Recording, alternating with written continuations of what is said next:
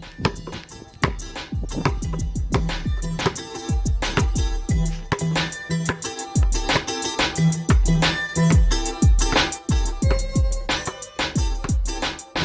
Hoop Heads Podcast is brought to you by Head Start Basketball.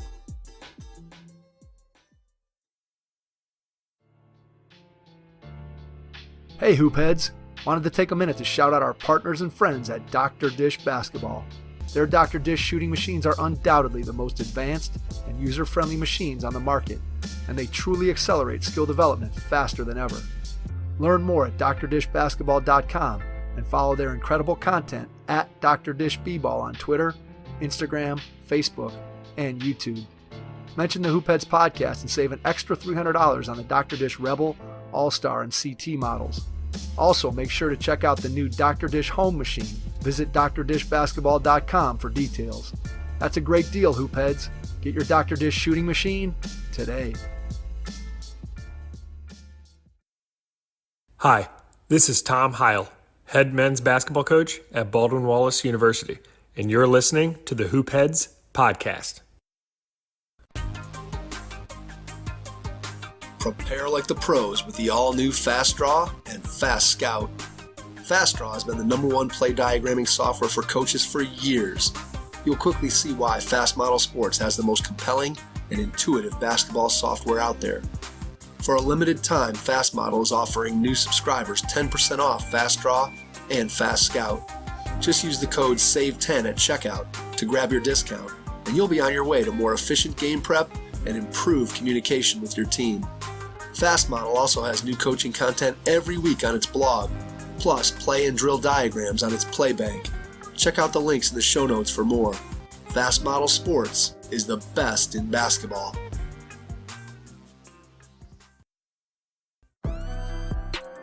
Coaches, do you have a point guard or leader you're going to be counting on next season to run the show for you? Don't leave next season to chance. Thousands of coaches send their players to a point guard college camp each summer to learn to think the game, lead a team, and run the show. Your players will be smarter, better leaders, and better equipped to foster a championship culture next season in practice and in your locker room. I've seen firsthand how PGC camps have had a huge impact on players and coaches that I know, both on and off the court. You can go to pgcbasketball.com to find a 5-day, 4-night camp near you. That's pgcbasketball.com. 5-point plan. Point 1, no one actually plays organized basketball before 4th grade. That's radical. Okay. Point number 2, 4th through 7th grade is only played 3-on-3, half court, no 5-on-5 in organized basketball until after 7th grade. Tyler Coston is the head of player development for PGC Basketball. Tyler coached the women's basketball team at Trinity Western University from 2005 to 2007. While simultaneously running a skill development program that produced 5 Division I athletes. In 2007, he accepted a position as an assistant coach at Portland State University. During his first year at Portland State, the Vikings won the Big Sky Conference with an overall record of 23-8. After Portland State captured the Big Sky Conference tournament, they went to the NCAA Tournament where they lost to the eventual 2008 champions, the Kansas Jayhawks. Tyler, a master director with PGC Basketball, first attended Point Guard College in 1998 under the leadership of Dick DeVenzio. In the following year, Tyler led Lynden Christian High School to the Washington State Championship and earned first-team All-State honors. He went on to play university basketball at Trinity Western University, where he was named to the Canada West All-Rookie team. He transferred to the University of Alberta and led the Golden Bears to Canada West Gold, earning a spot in the national tournament in 2004. If you're looking to improve your coaching, please consider joining the Hoopheads Mentorship Program. We believe that having a mentor is the best way to maximize your potential and become a transformational coach.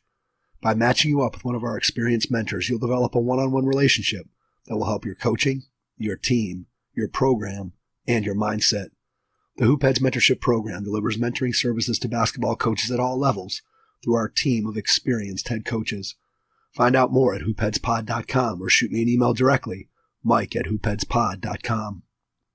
Our roster of shows is growing, so don't forget to check out all our other podcasts on the Hoopheads Pod Network, including Thrive with Trevor Huffman, Beyond the Ball, the CoachMaze.com podcast, Bleachers and Boards, The Green Light, Courtside Culture, and our team-focused NBA podcasts, Cavalier Central, Nuck If You Buck, 305 Culture, Motor City Hoops, X's and O's NBA Breakdown, Spanning the Spurs, LA Hoops, The Wizards Hoops Analyst, Lakers Fast Break, At the Buzzer, and Daily Thunder. We're looking for more NBA podcasters interested in hosting their own shows centered on a particular team. Email us info@hoopheadspod.com if you're interested in learning more and bringing your talent to our network. Have pen and paper by your side as you listen to this episode about improving youth basketball with Tyler Coston from PGC. Hello and welcome to the Hoopheads Podcast. It's Mike Klinzing here without my co-host Jason Sunkelt this afternoon, but I am pleased to be joined by Tyler Coston, Director of Player Development at PGC Basketball. We're going to talk some youth basketball today. Tyler, welcome to the Hoopheads Pod.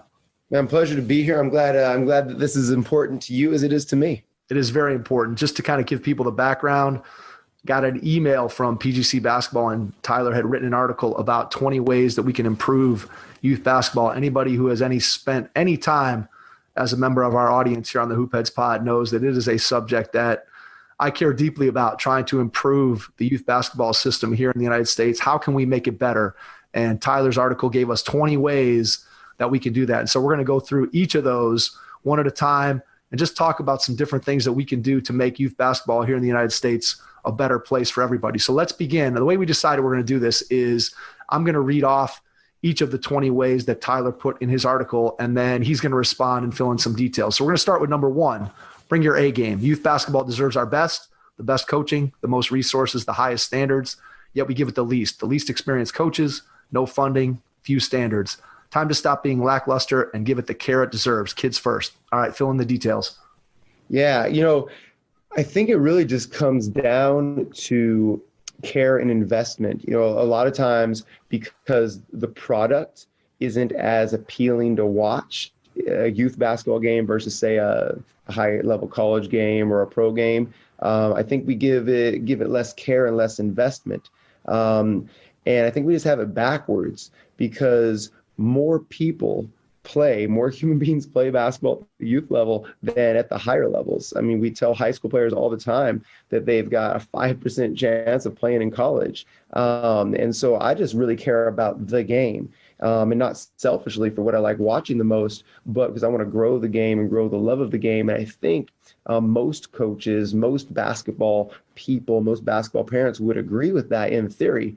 So we just got to put our money where our mouth is and invest in impact.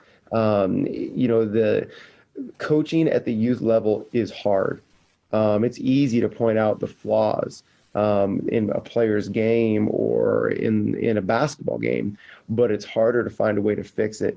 And that's why it requires better coaching. So how do we do that? A couple things I know that have been considered are, one, USA Basketball is trying to put together their licensure program for youth coaches. And it's something that if you go and you participate in that and you become a licensed coach, you're going to get a lot of great information that can certainly help you.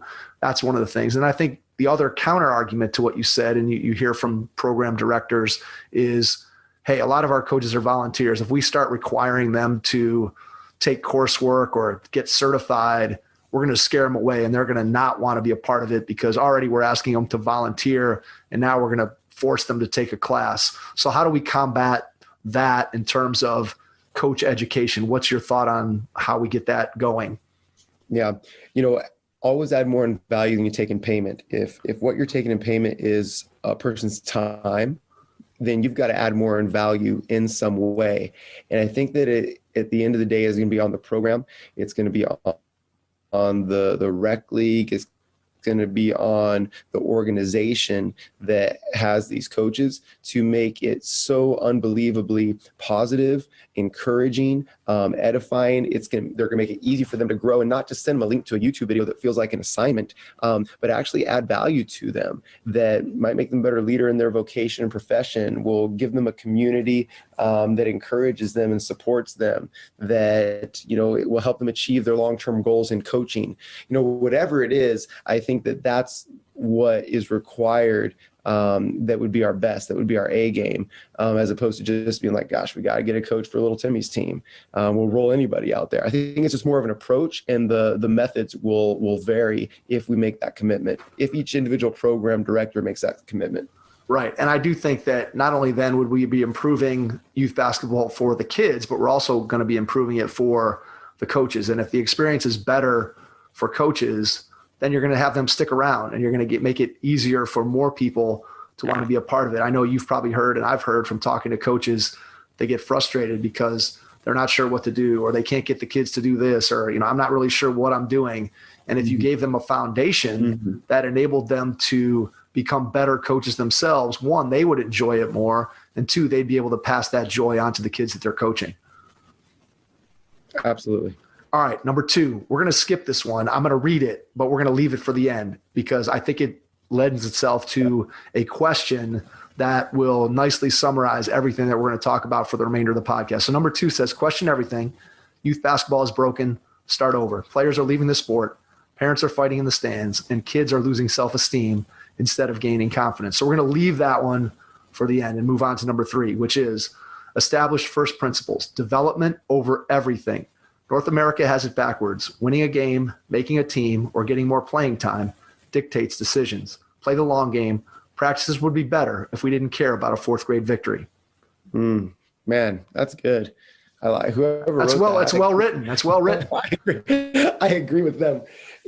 I think that I was consulting for a high school program in California the season before COVID. And Coach Justin got his first varsity job and was taking over a really bad program. He's like, Tyler, what do I do? Like, our team's really bad. I want to keep this job. How do I frame it knowing that we're not going to win very many games? And what I suggested to him from the jump was to redefine success. Every practice, every game, set a success standard that was achievable for them, that was different than whether or not they'd win or lose the game. Maybe it was a communication goal, or maybe it was an effort goal, or maybe it was a defensive efficiency goal, but like set something that was more in their control, knowing that they didn't necessarily have the talent. He ran with that. And, he was expecting to win 1 or 2 games the entire season. But without focusing at all on winning games, just focusing on development over everything, he ended up winning 20 games that season, shocking himself and everybody else. And so he is now a development over everything believer, because a lot of times, if you actually change the focus to growth, to just development, you're going to get the success. But too often, if we focus just on the success, we make short-term decisions for a short-term win. And a lot of times, short-term wins come at the expense of long-term growth and development. What does development over winning look like in a practice setting? Can you give us 1 or 2 concrete examples of things that, hey, if I'm a coach, and take whatever level you want. You can talk about high school, you can talk about grade school. What does development over winning look like in a practice setting? Okay, here's one for youth players specifically, or a youth team. And I'm going youth team is anywhere for like 4th through 7th grade. That's kind of a general youth definition for me.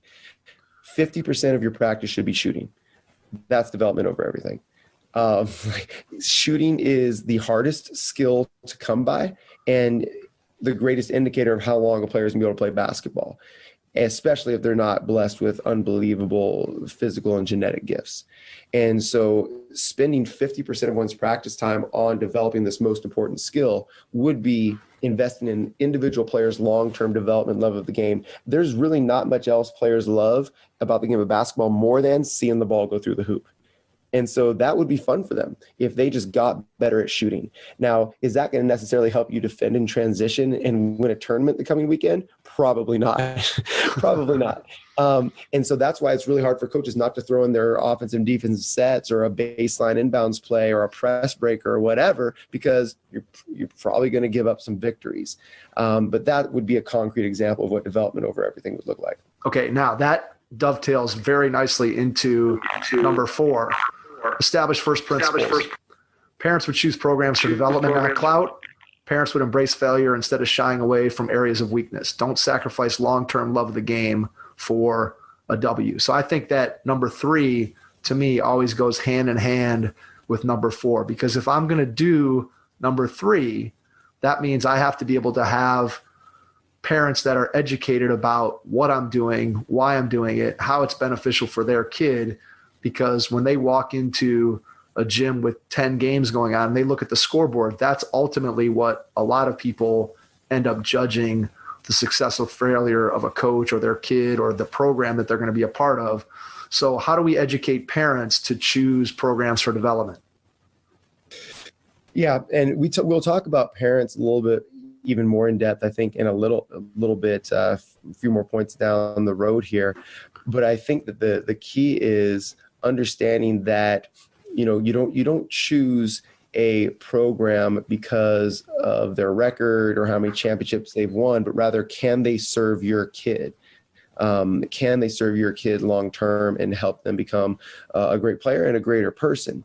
And I think that, how do we educate parents? Well, there's some you can educate and some you can't. I think that really it's just being very clear about what you're doing. So one thing that I did is, for 10 years, I ran my own club.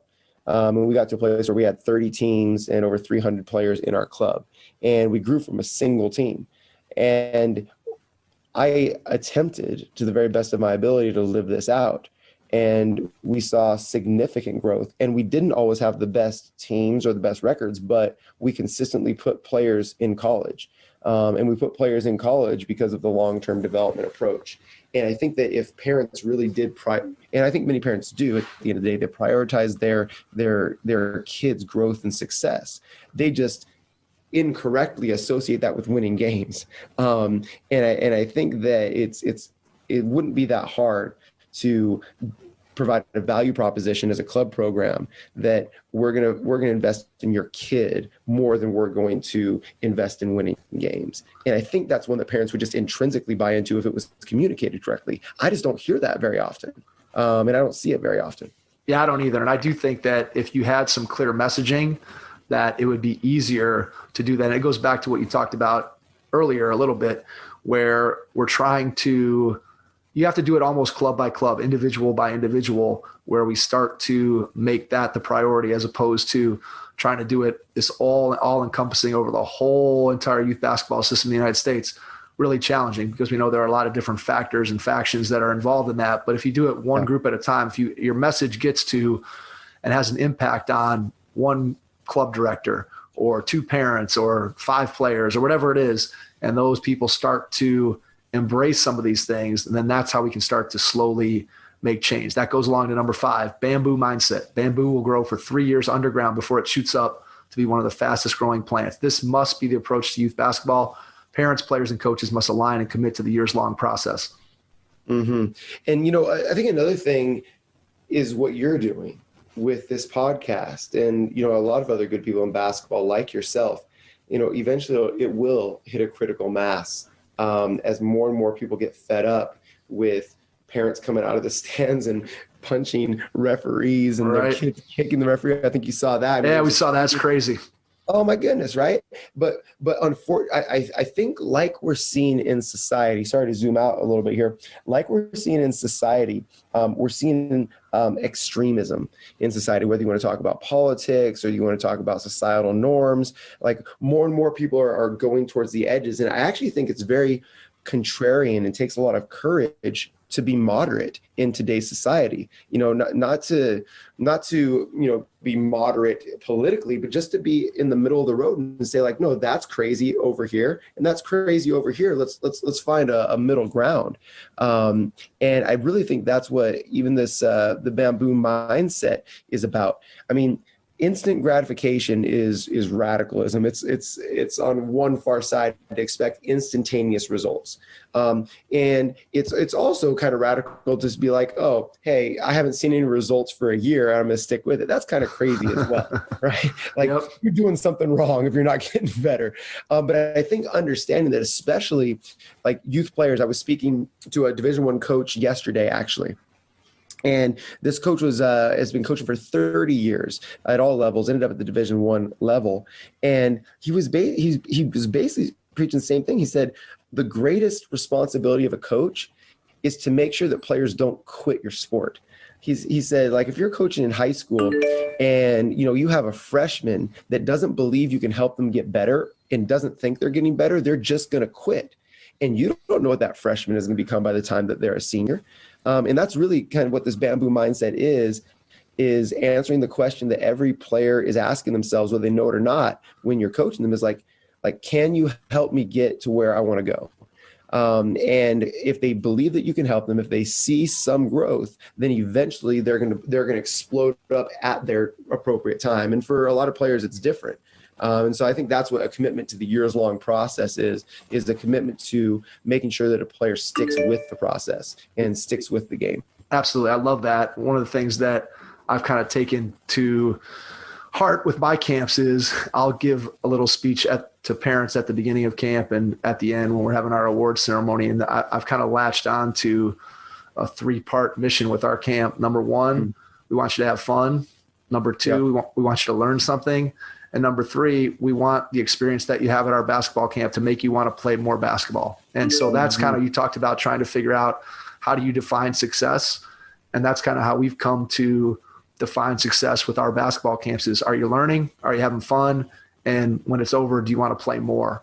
And I think there's nothing, especially at the youth level, when you think about my experiences, I've coached, I guess, a little higher level AAU travel basketball, and then I've coached recreation basketball too.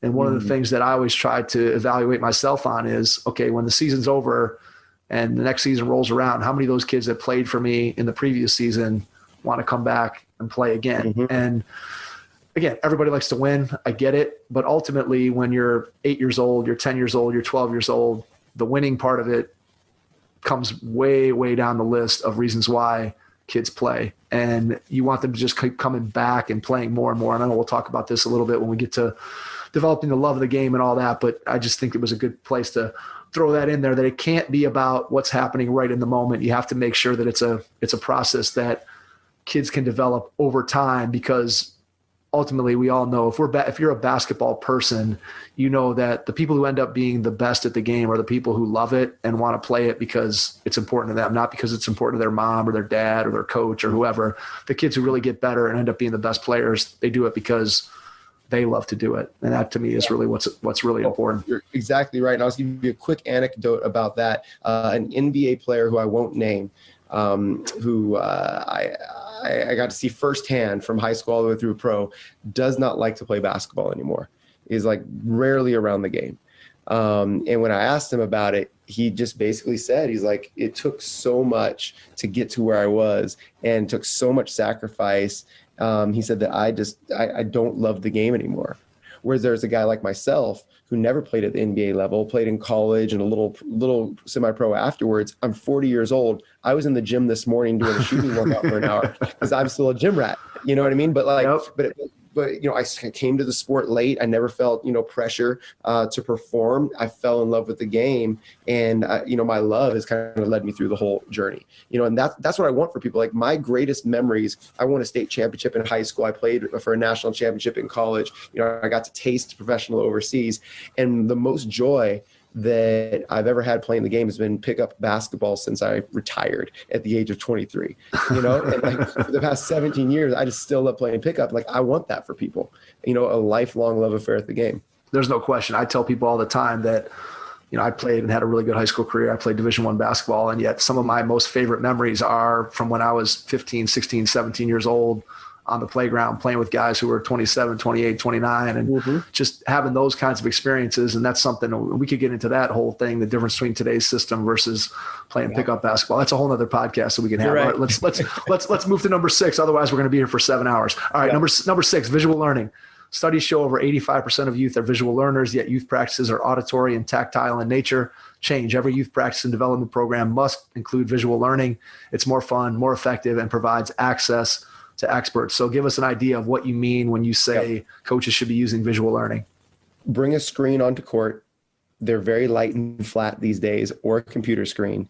And you shouldn't go more than 20 minutes without bringing them over to the screen and showing it to them.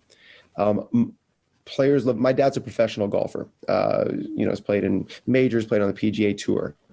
I did not grow up playing golf. I hated it. But I'm a 4 handicap now, and I have a really good swing because I grew up listening to, being around and watching only the best, watching experts, just visually. It's just by osmosis, right? And you have these young players that really don't even watch basketball, don't even know what they're looking for, and they're listening to someone who's not an expert coach just talk at them and verbally explain what they're supposed to do, who can't even demonstrate it for them. Like, we got to use all these tools, from YouTube to video teaching to film, and they should be looking at a screen and then going out and doing it, and looking at a screen and going out and doing it, because that's how they do video games. That's how they watch YouTube. It's how they learn. So why aren't we using this? I can honestly say that I have never in my life been at a youth practice where I have seen a screen being used. Yeah. I have maybe twice in the time that I've coached youth basketball pulled something up on my phone that I wanted to show to somebody, but I have not done this, and I have certainly not seen anybody else do it. I think it's a great point, especially when you talk about the difference between how kids, just what they're interacting with on a daily basis today compared to 10 years ago. Their familiarity with watching things on a screen is, I mean, it's incredible. My own kids, anybody's kids, it's just a totally different way of interacting with the world. And I think to be able to take advantage of that in the youth basketball space makes a ton of sense. So coaches, don't be afraid to pull your screen out and show your kids what it is that you're trying to demonstrate and trying to get them to do. All right, number 7, we kind of touched on it a little bit, teach parents. At the youth level, no person has a greater impact on a player's love of the game and improvement than parents. We must educate basketball parents so they stop being the obstacle and become the way. Shout out to Ryan Holiday. Any youth program should have mandatory parent involvement. Yes. So I did something with my club once a week where I actually brought the parents out on court to do a father-son, mother-daughter, mother-son, whatever, parent-child workout. And we had some injuries, okay? But we had a ton of fun, and I coached the parents. Those parents that participated were immediately the greatest supporters of the program, were immediately way more empathetic to the challenges, because parents would yell at their kids from the stands. Absolutely. Why are you turning it over? And then after they get out there, like, can't walk and dribble, do this that I'm asking them to do. Oh man, the humility was just flowing. And I think it's just more of an approach. Like, coaches hear horror stories about parents from other coaches. Coaches all probably have had their horror stories. And what that's done for a lot of coaches is like put a lot of phobia around parents, like they're the enemy. And so, I know that many coaches, especially young coaches, try to keep parents at arm's length. Please don't come into practice. Don't talk to your kid. And they try to like push them away because of all the damage that they can do. I think youth programs and youth coaches should embrace parents. They want to be there anyway. They're driving them anyway. At least tell them what they should do.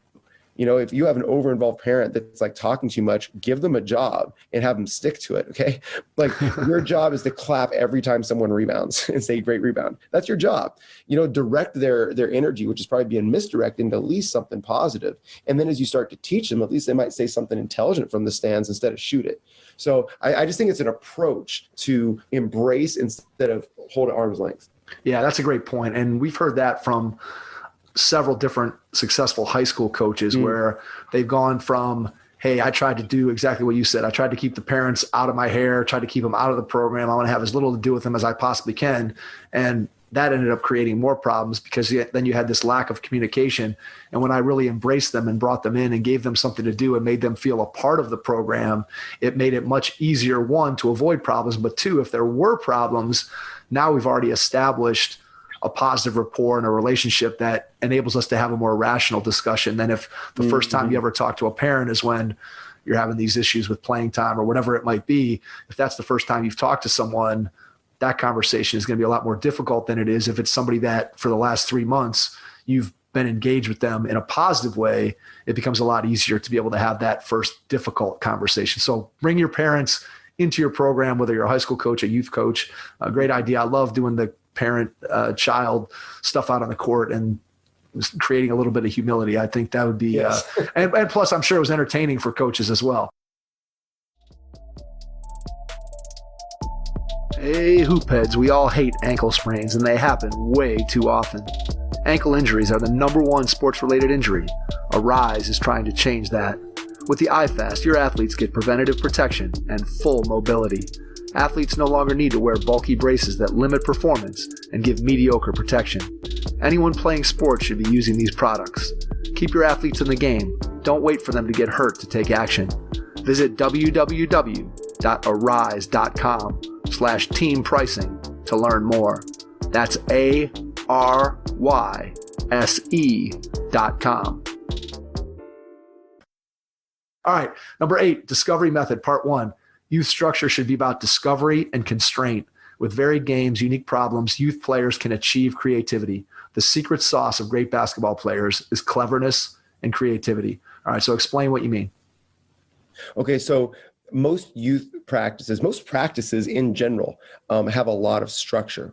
Okay, now we're going to do 3-man weave, and here's how you do 3-man weave, and you got to do it just this way. That doesn't foster creativity in a player. It fosters following direction, whereas all the best players are the most creative ones, the ones that are game changers. When Steve Nash changed the game, now Steph Curry changed the game, it's because they didn't conform, they actually reformed. And so I think what we want to, one of the most valuable skills we want to see in players is creative problem solving, not the ability to follow direction. So what does it look like? Maybe it looks like you blow up a bunch of balloons and partner them up and say, your job is to get the balloon from this baseline to that baseline without traveling and without the balloon hitting the ground. Go. Right? So you're still going to get ball handling, vision, passing, as well as communication, but you didn't give them the method. So I think it's really discovery method is about not giving the method. Discovery method is about giving an objective and letting them come up with however they want it to get there, right? Or say, hey, we're going to play 5-on-5 to 5. Any shot you take from the paint's worth 3. Any shot you take outside of the paint is worth a half. Go, right? Now they're going to figure out a way to do it. So whatever it is, like put some constraint on it, but let them discover it and actually talk less and give them method less. And I think most coaches find that, especially if you try to do it for the first time, find that difficult to talk less and to let kids discover on their own, because as coaches, I think we tend to want to quote coach, we want to quote right. Teach, which is us talking. It's not the kids discovering. And you have somebody sitting on the sidelines who's watching that and saying, well, why isn't this guy coaching?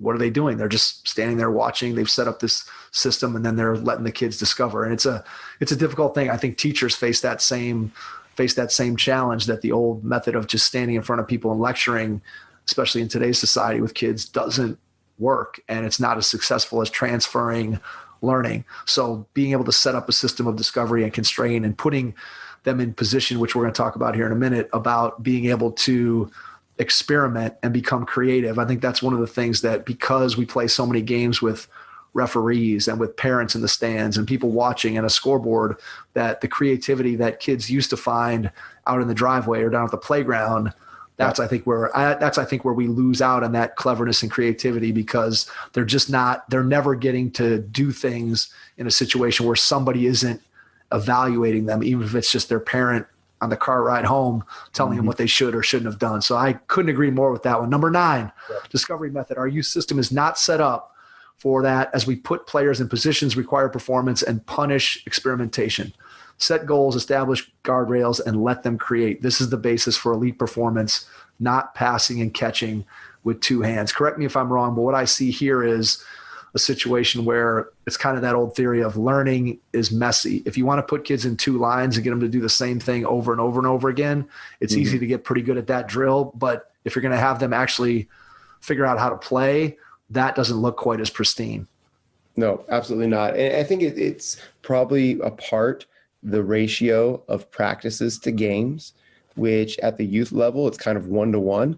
You'll probably have 1 practice to 1 game, if you have 2 practices in a week, and then on the weekend you have, 2 to 4 games. And so that's why it's not set up for that, because games require performance as it's currently set up, and then I also think that, the desire for winning when someone makes a mistake from experimentation on the court, right? They try to make a pass that they're not strong enough to make and they throw it away, or they, try something crazy like a behind the back pass and it goes out of bounds. Players tend to get benched immediately, right? That's a performance kind of based decision and that punishes experimentation. And so I think another part of the system we're trying to create here is one that actually celebrates experimentation and, is attempting to get equal amounts of play time for all, not just playing time, but play time for all. I agree. I think that free play and that ability to try stuff is something that's lacking. I always think about, I started out, my son is a freshman now. We started out with him in third grade with a team, and my coach, my assistant coach and I, we talked about, well, how can we make sure that our kids can work on their weak hand, and how can we encourage them to do that? And one of the things that we decided right from the very beginning was that anytime they shot the ball with their weak hand, so for most players on the left side, like, we want you to shoot with your left hand. I don't care if it bounces off your head. I don't care if you drop it out of bounds, it hits the bottom of the backboard. Every single time you do that, whether it's in a game or it's in practice, we're going to cheer, we're going to clap, we're going to say, hey, great job. And by the time those kids were in fifth grade, they could all shoot layups with their weak hand because they knew that they could try it. And again, that's a very simple example of experimentation. It's not really talking about creativity, but it is an example of how you can just make sure that you're getting something that is a long-term look. If we'd have told them, hey, only shoot the ball with your strong hand, we might have got better. Might have gotten better results and more made layups when they were in third grade. But later on, we would have hurt their development. I think that's really what we're talking about here, is making sure that we're looking at the long term. All right, implement immediately. Number 10, any teaching to youth players must provide space and time for them to implement right away. This should be a practice and play structure. When your practice looks like play and your play looks like development, that's youth basketball done right. Mm-hmm. So oftentimes coaches teach too much. So I'll go to a youth practice or even a high school practice, and I'll take a peek at the coach's practice plan. And it's an entire page long with many subpoints for each drill or section of their practice. I went to a Duke practice a few years ago, and I was sitting in the stands. Coach K hands us his practice plan, and it had 3 things on it for the entire practice, right? And so I think that's just kind of the indicator, like the more experienced coaches are more simple. And, a common youth coach will say multiple things and then go play. And when one thing goes wrong, stop and start talking again. Right. So if you're like, concurrent feedback is the worst form of feedback. Pass to Johnny, be strong with the basketball, throw it to Timmy, shoot it. Like, that's concurrent feedback. They need to actually hear one thing and then go implement it immediately. Because think about, anytime we learn something, we didn't learn it when we heard it. We learned it when we did it for the first time. And so, like, we got to understand that the learning takes place in the doing, not in the hearing. Absolutely. All right. Number 11 and number 12 kind of go together. Number 11 is play games. Number 12, play the right games. So more about practice and play. The majority of youth practice should be games. 3 keys: keep it short. Don't teach until after. Use constraints to direct desired outcomes. And then underneath, play the right games. Youth basketball should prioritize movement, ball touches, scoring, learning, and fun. The right games are 3-on-3 FIBA style, small-sided games in practice, skill games every day. So just maybe give us some examples of some things that if somebody's a youth coach that you could implement into their practices right away. Yeah. Well, I'll go bigger than smaller. Here's bigger. I would actually suggest that all basketball, 7th grade and younger, should be played 3-on-3. Amen. I wouldn't even play 5-on-5. So, I mean, that would be a big societal change, right? And the reason being, it's easier to score 3-on-3 than 5-on-5. And that's a lot more fun. They've got more space. They've got more time. They'll touch the ball more because there's 2 less players on the floor. And 3-on-3 games are a lot faster, and they're doing ball things more. They're not running back and forth. All right. So we could talk about that forever. That's a whole Absolutely. But then, okay, let's talk about, all right, playing games in practice. Drills are more effective when players have a lot of context. Drills are less effective when players don't have very much context, meaning they haven't had a lot of game reps. Young players have not had a lot of game reps, and so they have really a big challenge with transferring a drill to a game situation. It just doesn't work very well. So playing more games in practice allows them to get more valuable and relevant experience so that when feedback or when a drill is done, it might actually have some sort of an impact. Kids have a very short attention span. So when we're playing these games, we want to keep them real short. We already talked about how concurrent feedback is the worst sort of feedback. It's taken all their attention just to catch the ball and not break their nose. So stop teaching them in the middle of it. You're actually distracting them from doing anything. Wait until after the game and teach a little bit.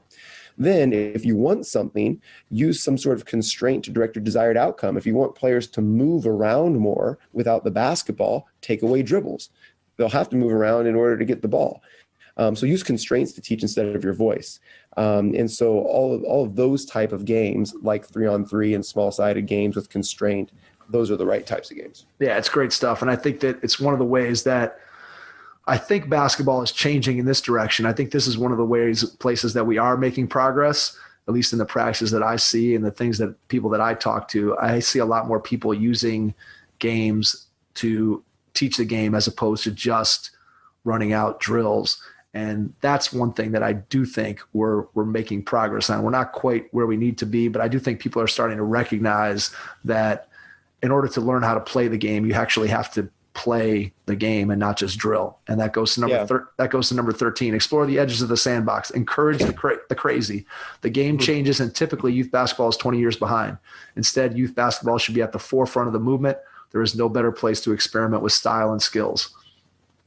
Yeah, I mean, give me your take on that. I mean, you're really plugged in. Would you agree that youth basketball tends to be behind the edge, or have you seen something different?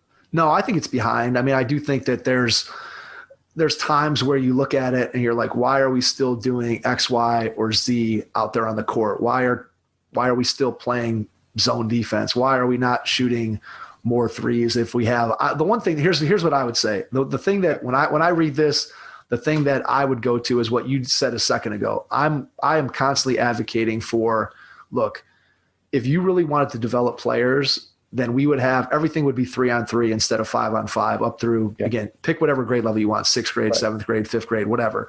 Those younger kids don't need to be spending all that time running up and down a high school floor where, 75% of their time is spent jogging instead of actually playing basketball. So that's number one. And then number two, I was just having this discussion with somebody the other day. Why can't we lower the basket? Like, I'm coaching right now 5th grade girls. And so we play a game, and maybe a team scores 25 points in a 30-minute stop clock game, let's say. But imagine if they were playing on an 8.5-foot basket. Yep. How many more points they would score, how many more girls would go home happy, how many parents would go home happier because they saw their child make a basket. Like, why can't we do that? Like, why can't we do something like that? It wouldn't be that hard to implement. I know there's some gyms where you don't have adjustable baskets, and there's obviously times where you couldn't do it, but we certainly could do it very easily. And I have no idea what the argument would be against it if you're going to tell me, well, eventually they got to shoot a 10-foot basket. Well, a 5th grade girl and LeBron James should not be shooting a basketball on the same basket. So yeah, I think there are things that we could do that would be outside the box, but I don't know if you really think about it, if they are outside the box, if that makes any sense. Yeah. They're just different than how we're doing them now. Correct. And I think it's just like an openness to prioritize the players' success and experience over, 5-on-5 basketball. This is the game. Right. Absolutely. All right. Number 14, intrinsic motivation. Most practices I've seen have a coach constantly yelling and telling players to move faster, care more, and do a thing. Coach motivation is a hell of a drug, creating addicts for life. We don't want addicts. We want athletes, self-motivated ones at that. And I touched on that a second ago when I said the kids who are eventually going to be the best players are the ones who they internalize it. They care. They want to get better. It's not because their mom wants them to get better, or their coach or their dad or their cousin. It's because they have that internal drive to want to be a good player. Absolutely. And I said the hell of a drug because it's crazy. I work with so many high school and college players now, and we're in a workout and they're like, can you get on me a little bit more? Can you yell at me a little bit more? Like, they're asking me. And I'm like, no, I actually won't, because that's not serving you. Like, if you need that, then you're never going to be great. And I think it's a product of, just having had that for their entire career. And so I think it's just so important to have athletes do tough things and get through it on their own. I'm trying to do that with my kids right now. I have a 5 and an 8-year-old, and that we have a bunch of kids that I train once a week. And every single week, we haven't gotten through a training session without at least one person crying. Least one person crying. And it's not because I'm yelling, because I don't talk very much at all. It's just because I ask them to do really hard things, and someone walks off crying, and I love it. Because they have to learn to manage those emotions and overcome, the frustration and get back on the court and achieve it, because no one's allowed to quit. Like you have to finish it no matter how long it takes you. And I think that resilience is what we should be teaching youth basketball players. Yeah, it's really important. And I think that it's hard when we don't, when you give kids an opportunity, it's hard to not want to step in and make it easier for them, both as a coach, you talked about as a parent.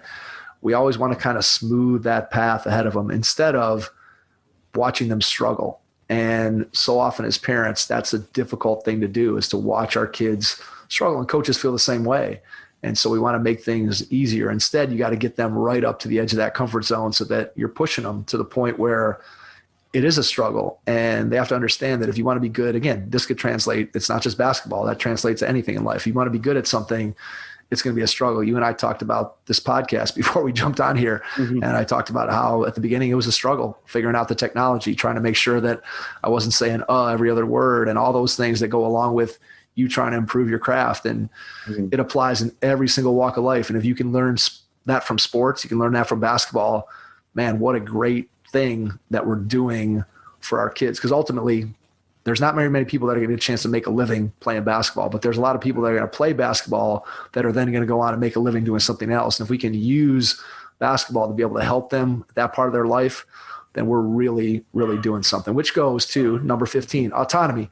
Players care more about what they choose. In a given practice, game, or training, let them choose their position. Let them choose the game, the score, the color of their jersey. Practice autonomy in youth basketball, and they will build a career on self-governance. So just give us an idea of what you mean there. I mean, it's pretty self-explanatory, but just fill in a couple details there. I'll just give two thoughts for parents and coaches that hopefully are listening.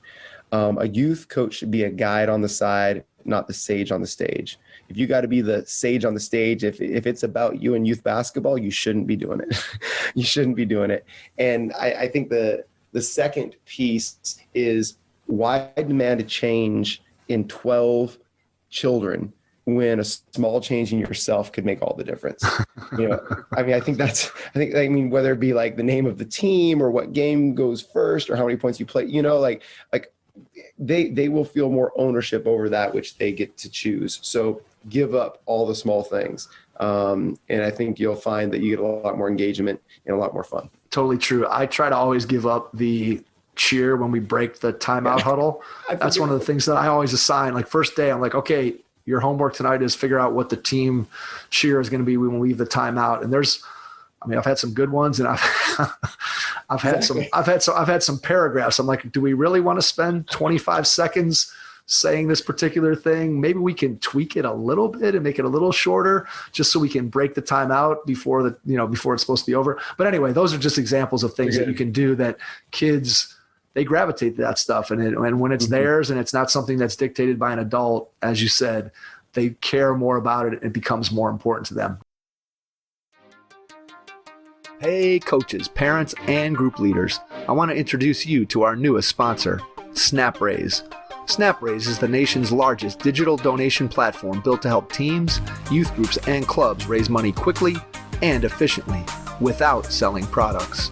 SnapRaise builds your group a customizable campaign website, and students use their mobile devices to connect and engage with their biggest fans. My son's high school team used SnapRaise this season, and our team raised all the money they needed to fund their season, and then some. Getting SnapRaise started is quick and free. Just visit snapraise.com, and you'll get connected to a local SnapRaise expert in no time. Number 16. Give advantage. Basketball is hard. It takes a long time to get good. We like things we improve in. Youth basketball needs advantages, not obstacles. We've already talked basically about all these 10-foot goals, big, heavy balls, 94-foot courts, and lots of people make it hard. Give kids a chance, build in advantages. So we've talked about pretty much all of those at some point here already. We did. I think I would just add this, like in practice, most of your games should be advantage games. So 3-on-1 games, 3 offensive players, 1 defensive player, let them be successful. 1-on-1 advantage games where the defender has to start grossly disadvantaged or play with their eyes closed. I mean, we need to make it easy for players at the beginning. It'll get hard enough. Absolutely. Couldn't agree more. Number 17, no excuses. Youth basketball is full of excuses, often modeled by adults. Make it a no excuses space. These excuses are often a result of wrong-minded goals. Change the goal from a status-driven one to a development-driven one and watch the excuses evaporate. I mean, that would be the number one principle or lesson that I think should be the goal of every youth basketball coach or youth basketball program. Let's take radical ownership. Let's teach players to take radical ownership. I know my 5-year-old daughter, we were dribbling around last night in the living room, and she said, "That's not fair," to me 2 or 3 times. When I was out, she said, "That's not fair. That's not fair." And we had a come to Jesus moment, me and my 5-year-old daughter, and in that moment. And I just think that, society is full of excuses and blame and accusations, right? And this is what youth basketball should be teaching, is just take responsibility. Life's not fair. Don't expect it to be.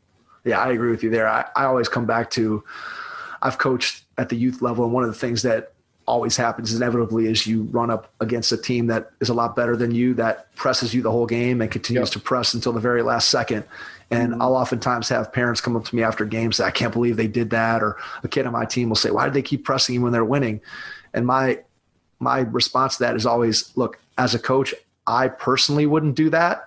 But if you don't like that happening to you, then you have to get better. And, it's not always easy for people to hear. But the reality is that if you don't want people to beat you on the floor, then you got to figure out ways to improve and continue to get better. And I could make an excuse and say, well, they, this or that. But the reality is you just have to rise up to meet those challenges. And that goes to number 18, level up. Competitiveness is a skill to grow, even more so than technical skills.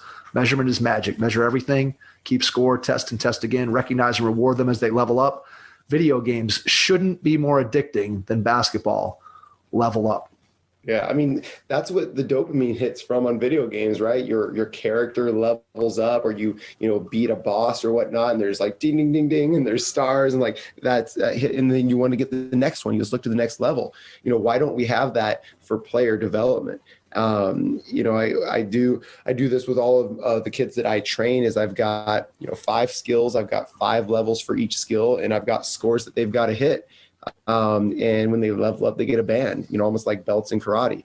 That is what's addicting. And I think just by scoring stuff, they want to do one more turn, one more attempt. And that's what we want, right? Is we want them to fall in love with the process of getting better. Absolutely. All right. I have a personal question, because this is one of the things that I always struggle with as a coach who maybe doesn't have an assistant. And so I want to be able to measure or keep track of things. And I always find that once I start trying to measure and keep track of things, either I kind of lose track of what's going on in the practice, or I have to kind of keep an eye on what's going on in the practice, and I lose track of trying to measure things. So do you have a tip for maybe a singular coach out there, how they can keep track of something that can do kind of what you're describing here? Yeah. So here, I'll just make it super easy. Hit me with a DM on Twitter at Tyler Coston, TYLERCOSTON, or email me at coachtylercoston@gmail.com, and I'll send you my basketball decathlon. It is, because I think, what you're talking about is statting games or statting competitions or whatever. Whereas this is a 10-minute individual skill development decathlon that you can do in 10 minutes with your entire team. Players keep score for each other, knowing that they'll mess it up terribly. That's not, they keep score for each other, and then you can do it once a week or once every 2 weeks, and it's done in 10 minutes. And I'll send it to you. And that's a great just kind of starter kit for how you can score things and level. Perfect. Coaches, make sure you do that. All right, number 19, challenge. European Premier League soccer clubs found resiliency a greater indicator of elite success than any technical skills. This must be a priority for youth basketball. Dose youth players with appropriate challenge, attainable but not easy. This grows the resilience. Yeah. I mean, bond before you battle. And I think a lot of times we provide outs, excuses, shortcuts for youth players where they can handle a lot more than I think we even know. And so just do hard things, ask them to do hard things. And it doesn't have to be running. It can be, make X amount of layups in a row as a group, or, get to a certain level of communication or whatnot. But continue to level up the challenge and, name it in your practice. And so everybody knows it's coming. And that creates bonding and connection as well as doing really, really hard things and sitting back and having them figure it out. That's what I would suggest, is like, just have a part of your practice where they have to do really hard things, that they don't quit. Yeah, I always have that conversation with my own kids when it comes to not just basketball, but to anything. And I always tell them that anything that you're going to want to do in life that's worth doing, that you're going to enjoy, is going to be a challenge. If stuff is super easy, you're going to get bored with that really fast and you're going to have a boring life. You want to have things in front of you that are a challenge, and you want to be able to figure out how to rise and meet that challenge. So resiliency obviously is key. All right, number 20, show the love. After the game, show the love. Parents, just remember you love your kid, and you show it by saying, I love to watch you play. Coaches, just remember you love to teach the game, and you show it by saying less and smiling more. Players, just show you love the game, and show it by loving the whole journey. Stay up. And here's something that came to mind when I read this. I had someone say to me, and I can't even remember now who the person was that said it to me, but I was sitting with them in the stands at a high school game. This was a couple of years ago. And they turned to me and they said, why do some of these parents even want to come to the games? They're so miserable during the games. They're yelling at the refs. They're yelling at their kid. They're yelling at the coaches. They constantly have a frown on their face. They're not happy.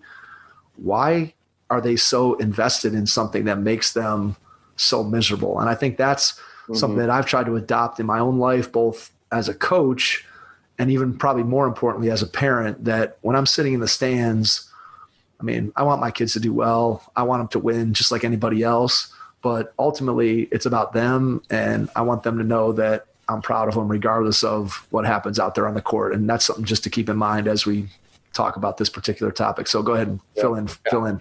I don't even think I need to fill in. I think that's great. I mean, I think you show you care, not by how upset and frustrated you get, right? You show you care by having an outward focus. I think at the end of the day, it's, are you being selfish or not? Like that anger and frustration is really just selfish, because it's sucking energy and sucking joy out of the whole experience for everybody else.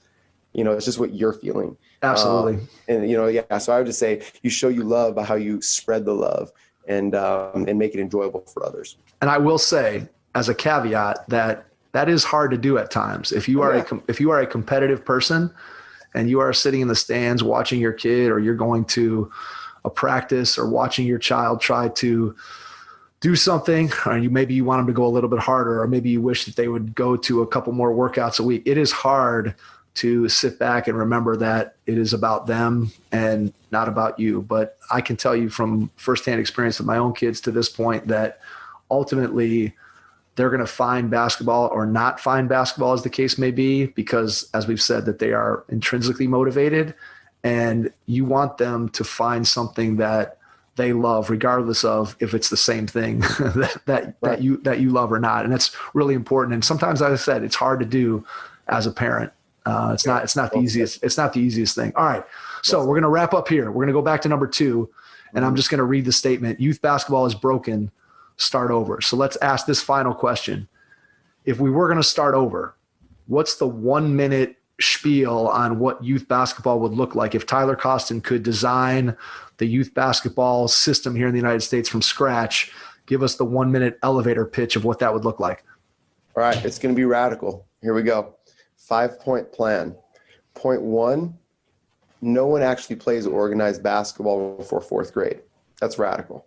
Okay. Point number 2, 4th through 7th grade is only played 3-on-3, half court, no 5-on-5 in organized basketball until after 7th grade. Point 3, they're playing with smaller balls, on lower hoops that graduates as they get older. Point number 4 is we invest heavily, whether it be from a club or from individuals or from NBA teams. We invest heavily in having a technical director over a region or over an organization that is going to set a standard for what is taught and how it's taught. And lastly, if you want to sign your kid up as a parent, there's required parent involvement in either education or going through workouts with them so that you can be a part of the journey and not a part of the problem. That's fantastic. It's great stuff. I think, as we've talked about throughout this episode, that probably